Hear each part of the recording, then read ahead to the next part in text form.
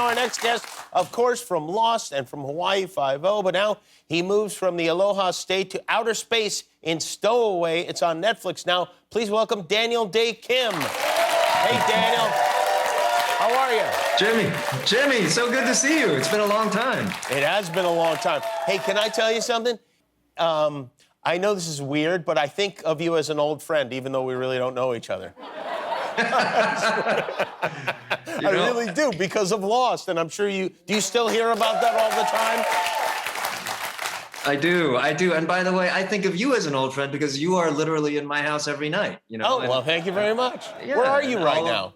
I'm in Toronto. I'm shooting actually the second season of The Hot Zone, and Juliana, your previous guest, shot the first season. Oh, how about that? Following in her footsteps. Yeah. Oh, wow. And why is there a piece of drywall behind you randomly placed? You know, I thought this would be super artistic. It is kind of I'm staying in an apartment, you know, I'm on location, so it's not my house. And so I literally spent like 5 minutes with your tech folks just trying to figure out where I should move my Zoom camera. Yeah. So we kind of came up with this. I don't know. Now I feel bad. No, don't feel bad at all. I was just confused because it looked like you were against the wall, and then suddenly you've got a panorama behind you. Well, it feels like it in Toronto. I got to say, like, you know, it's a beautiful city, but I would never know because it's been so cold here, and we've been in lockdown for like 3 months. And so, you know, we've been shooting in those kind of circumstances, but, you know, I'm told it's a fantastic city. It is a fantastic city. Maybe if it warms up and they let you out of your room. So you're shooting right now. Oh, okay, all right. So you're working on that. You live very far away from Toronto. You're still in Hawaii, right? Yeah, really couldn't be further. Yeah, and I'm so homesick right now because Hawaii is like 80 degrees, and, you know, it's not so much that here. Let's talk about Stowaway for a moment, if we could. It's set on a spaceship. This is a drama, very tense, about, about a stowaway. I know I can say that because that's the title of the film. Okay. But this is something that obviously is very different than these other projects that you've done. But you posted something that I wanted to ask you about, because it would seem that this space is something you've always been interested in, based on the fact that that's you. Where are you guys, on the moon? Yeah, and you know, it was a short trip to the moon, but it might as well have been. It was a family trip to the Air and Space Museum in Washington, D.C. And we were so happy to be there. Like, when we first got to America, my parents were so happy and proud to be living in America that they would take us to all the big cities like New York, Washington, D.C., Philadelphia, to see the Liberty Bell, just because they were so proud to be here. And so the Air and Space Museum, yeah, I mean, we were proud immigrants. And the Air and Space Museum was part of that. And my mom literally just sent me that photo, just coincidentally, the other day. And, you know, it just brought back a lot of memories of, yeah, tube socks. Did you and your brother always dress the same? Was that a thing that you did? It's, you know, I haven't even shown you the velvet suits that my mom sewed for us. Really? Like, it got worse than that. Tube socks and bowl haircuts. It was the thing. Did your parents like the idea that their son wanted to become an actor? You know, they actually wanted me to be a doctor or a lawyer. And so, you know, I've played both now on TV, so that's something. But, you know, my dad didn't want me to be an actor, but now he's come completely around, and now he likes to even give me career advice. Oh, so, is that right? Yeah, no, it's good. I'll get offers sometime. Yeah. And he'll, you know, and instead of being like, oh, I'm so happy for you, he'll be like, so how much do they pay? And then it starts, where does it shoot? You know, it's kind of like all this insider information. Do they watch everything you're in? They do, even though like some of the stuff they don't understand very well, because sometimes I'm speaking really fast American and English dialogue, and so they really liked it on Lost because I was speaking, you know, their first language. And so that was really convenient. Yeah, boy. Did you get people with, as far as Lost goes, when you're on the plane, they're like, oh. You know, yes.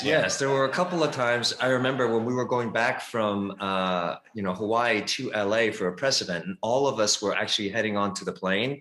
We didn't even think about how successful the show had been. So we were all filing onto the plane, the entire cast, and then people started looking at us and then started looking down nervously because you know, if we were all on the plane, they were in trouble because we survived. I'd be more worried about getting on a submarine with you, to be honest, I think. That's true. Did you know, actually, Jimmy, that the anniversary of the episode where my character died was literally 2 days ago because Twitter told me. Oh, is that right? Wow. How many years was it, anniversary of that? Like what, 11? 11 years. 11 it was years? 11 years. Wow. And I literally got a bunch of tweets saying, I remember this scene, the happy anniversary. And I was like, I'll never wow. forget it. I mean, I hope you remember it because I certainly do. You looking through that, oh yeah, that was classic television. We just didn't realize it because we were in the middle of it back then. And now, just on a totally different topic, you've started a charitable foundation that is off to like an incredible start, really. Tell us about what you're doing and what you've done so far. Well, to be clear, I'm one of the co-chairs of the advisory council. There are plenty of people who are doing much more important things in this organization than I am.